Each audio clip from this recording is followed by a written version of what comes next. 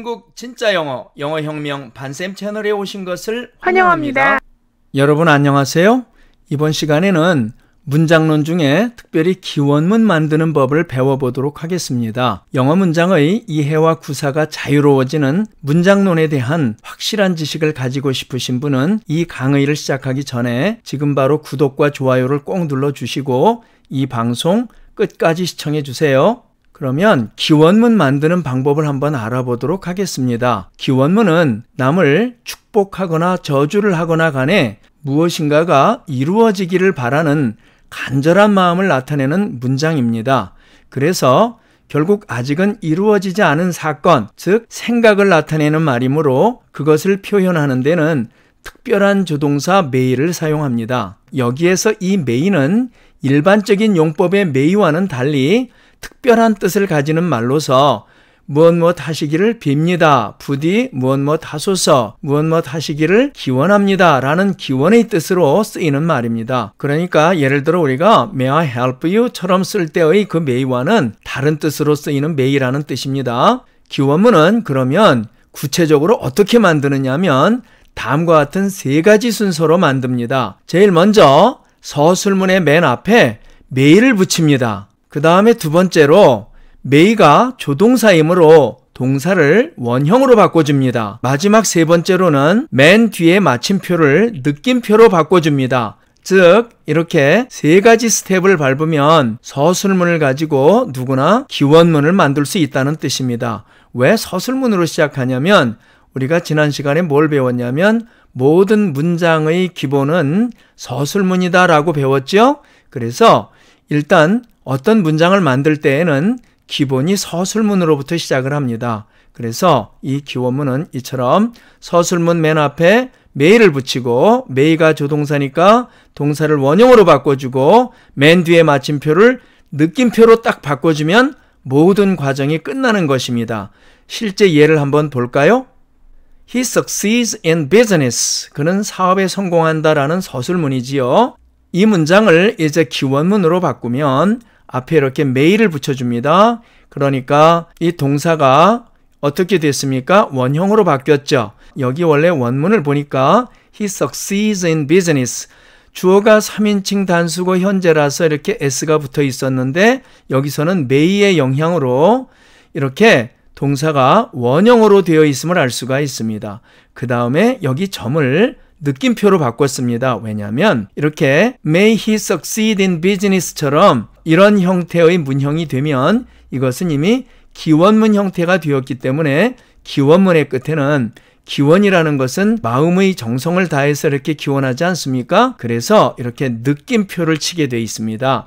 그래서 이렇게 점을 느낌표로 바꿨기 때문에 세 군데를 이렇게 손보게 되는 거죠. 제일 먼저는 문장 맨 앞에 may를 붙인다. 그 다음에 동사를 원형으로 바꾼다. 마지막으로 점을 느낌표로 바꾼다. 끝! 이것이 기원문 만드는 방법입니다. 그래서 이제 May he succeed in business. 이 문장은 그가 사업에 성공하기를 비나이다. 이런 얘기가 됩니다. 그래서 이것은 기원문이 되겠습니다.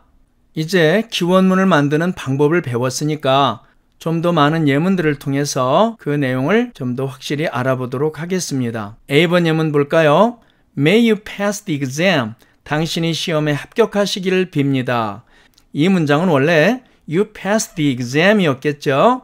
이 앞에다가 may 붙이고 동사를 원형으로 바꾸고 점을 느낌표로 바꿔준 겁니다.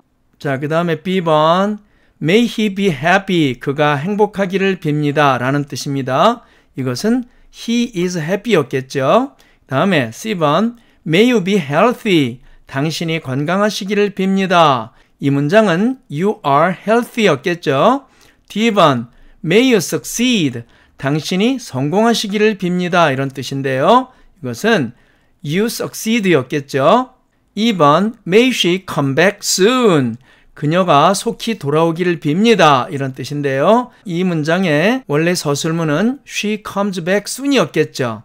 F번 May he rest in peace. 그의 명복을 빕니다. 이런 뜻인데요. 문자적인 뜻은 그가 평안히 쉬기를 빕니다. 이런 얘기인데 죽은 사람에게 하는 말이에요. 그러니까 그의 명복을 빕니다라는 뜻이 되는 거죠. 이번에는 부정기원문 만드는 법을 알아보도록 하겠습니다. 그러면 이 부정기원문이란 무엇일까요? 뭐뭐하지 않기를 빕니다 형식으로 되는 기원문을 부정기원문 이렇게 부릅니다. 즉 조금 전에 본 것과 같이 원하는 일이 일어나기를 기원하는 기원문을 긍정기원문 이렇게 말을 하고, 반대로 사고라든지 나쁜 일 같이 원치 않는 일이 일어나지 않기를 기원하는 기원문을 부정기원문 이렇게 부르는 것입니다. 이해가 되시나요? 그러면 이 부정기원문은 어떻게 만들까요? 부정기원문은 긍정기원문의 원형동사 앞에다가 not을 붙여서 만듭니다. 오직 그것뿐입니다. 예문 보겠습니다. A번 긍정기원문 May he go there, 그가 거기에 가기를 빕니다 라는 기원문인데요. 이제 이 문장을 보면 go라고 하는 원형동사가 있지요. 그 앞에 이렇게 not을 붙여서 부정기원문을 만들면 May he not go there, 그가 거기에 가지 않기를 빕니다 라는 뜻이 된다는 얘기입니다. 쉽지요?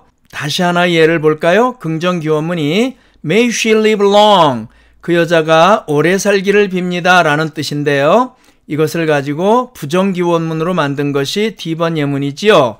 그래서 May she not live long, 그녀가 오래 살지 않기를 빕니다, 이런 뜻이 되었는데요. 여기를 보니까 May she live long은요, 그녀가 오래 살기를 빕니다 라는 뜻이니까 결국 축복하는 내용이 되고, 이 문장을 부정기원문으로 바꿔서 May she not live long 이렇게 만드니까 그녀가 오래 살지 않기를 빕니다 라는 뜻이 되니까 이것은 저주가 됨을 알 수가 있습니다. 이처럼 축복이든 저주든 이 모든 것은 이 기원을 하는 사람이 자기의 소원을 비는 것이기 때문에 둘 다 쓸 수가 있는 거예요. 그러니까 이렇게 축복도 기원문을 사용해서 쓸 수가 있고 저주도 기원문을 사용해서 쓸 수가 있음을 알 수가 있습니다. 이해가 되시나요? 그 다음에 may가 생략된 기원문 만드는 방법을 좀 알아보도록 하겠습니다.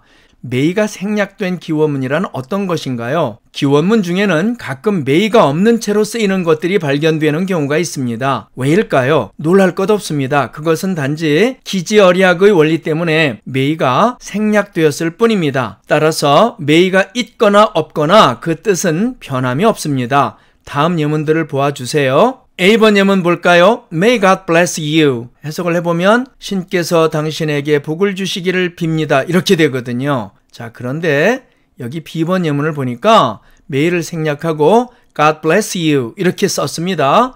신께서 당신에게 복을 주시기를, 이런 의미가 되죠. 빕니다가 생략이 되었어요.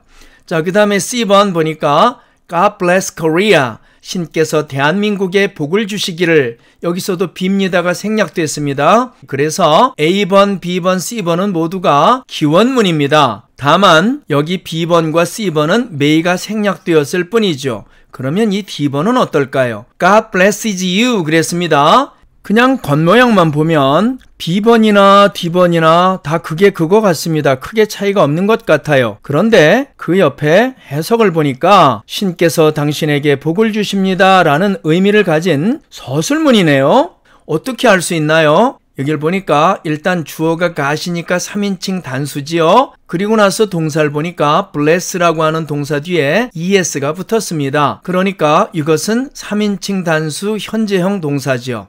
그래서 이것은 서술문임을 알 수가 있습니다. 만약에 이게 may가 생략되었다면 여기처럼 원형을 써야 됐겠죠. 그런데 이렇게 동사 끝에다가 es를 붙였고 그 다음에 맨 뒤에 보니까 점이 그대로 살아있어요. 그래서 이것은 서술문임을 알 수가 있습니다. 그래서 이 문장의 뜻은 신께서 당신에게 복을 주십니다, 이런 의미가 되는 거죠. 그러면 어째서 이런 경우에는 may가 생략된 기원문을 사용할 수 있었을까요? 앞의 예문에서 주어를 살펴보니까 신, 즉 got인데요. 사람이 기원을 할 때에는 당연히 신에게 기원하며 그 신은 항상 그 기원을 받는 대상이고 또 복을 내리거나 화를 내리는 존재이기 때문에 이 may라는 말, 즉 비나이다라는 뜻의 말이 없어도 얼마든지 기원의 뜻을 나타낼 수 있기 때문에 훌륭한 기원문이 성립됩니다. 따라서 이처럼 신적인 존재가 주어가 되는 경우에 한해서는 결국 may가 있거나 없거나 같은 뜻이 됨을 알 수가 있습니다.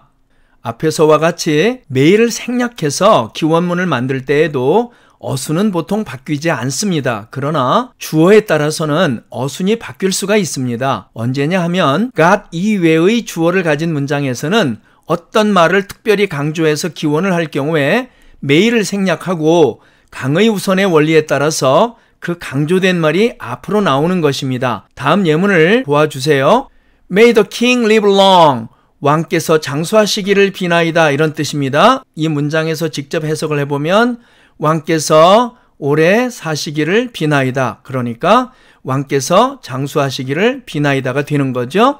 그런데 이 A번 예문에서 may만 생략하고 쓴 문장이 B번 문장입니다. 그래서 그 문장이 The king live long 이렇게 되었는데, 그런데 이 문장의 문제가 뭐냐면 일단 아까 주어가 God이었을 때는 신이니까 문장이 예를 들어 God bless you 하면 God은 bless를 할 수도 있고 안 할 수도 있는 능력이 있어요. 그런데 이 왕은 어떻습니까? live long, 내가 왕이니까 그까이 있고 오래 살아야지 한다고 해서 천년만년 오래 살 수가 있습니까? 불가능하죠. 그래서 the king이 지금 오래 사는 것은 the king의 의지대로도 되지 않고 the king의 능력의 밖에 있는 것이기 때문에 이렇게 쓰면 논리에 안 맞는 이상한 말이 됩니다. 그래서 이런 경우에는 지금 하고 싶은 말이 뭐냐면 왕께서 장수하시기를 비는 거잖아요. 그래서 지금 하고 싶은 말은 오래 사는 걸 원하는 거예요. 그래서 오래라고 하는 말이 long이잖아요. 이 말이 강조되어서 앞으로 나갑니다. 그런데 long은 부사로서 앞에 있는 live를 꾸며주니까 얘하고 얘하고는 같이 가겠어요? 따로 가겠어요? 당연히 따라서 같이 가죠. 그래서 이 부사 long이 자기가 꾸며주는 동사 live를 달고 이렇게 앞으로 나갔더니 long live가 됐어요, 형태가. 그 다음에 이제 나머지를 그대로 뒤에다가 쓰는 겁니다. 그랬더니 이제 주어 the king만 남았죠. 그래서 뒤에다 이렇게 붙여주니까 그 문장 형태가 long live the king 이렇게 됐습니다. 그래서 왕이여 장수하소서, 왕이여 만세수를 누리소서, 국왕폐하 만세가 되는 겁니다. 그래서 이렇게 주어가 God 이외의 주어, 즉 신적인 존재가 아닌 것이 주어로 올 때에는 may를 없애려면 이렇게 강조하기를 원하는 말을 앞에다 갖다 놓고 나머지 말들을 뒤에다 붙여서 may가 생략된 기원문을 만든다는 얘기입니다. 이해가 되시나요? 자, 이렇게 해서 이제 우리가 이 may를 사용한 기원문을 모두 공부했습니다. 그런데 이 may를 사용한 기원문은 격식을 차린 예스러운 말씨이므로 현대 영어에서는 잘 쓰이지 않으며 요즘은 보통 구어체 등에서 I wish 형식의 직설적 소망을 표현하는 서술문으로 표현하는 것이 일반적입니다. 따라서 우리가 크리스마스 카드 등에서 주로 볼 수 있는 것처럼 아래와 같이 표현을 합니다. I wish you a Merry Christmas and a Happy New Year. 당신께서 즐거운 크리스마스와 행복한 새해를 맞으시길 기원합니다. 이런 뜻이지요. 이렇게 우리가 실제 생활에서는 동사 wish를 사용한 기원문이 아닌 서술문의 형태를 가진 이러한 기원문을 사용한다는 얘기입니다. 이해가 되시나요? 이것으로서 오늘 기원문 만드는 법 강의를 모두 마치겠습니다. 긴 시간 강의 들으시느라고 수고하셨습니다. 감사합니다. 영어 문장론 중 기원문 만드는 법에 대한 강의 잘 들으셨나요? 이 강좌가 마음에 드셨다면 지금 바로 구독과 좋아요를 꼭 눌러주시기 바랍니다. 그러면 앞으로 제가 정기적으로 올릴 모든 강좌를 자동으로 받아보실 수 있습니다. 저는 모든 댓글을 읽습니다. 그러니 댓글도 꼭 달아주세요. 긴 시간 들어주셔서 대단히 감사합니다. 다음 강좌에서 또 뵙겠습니다.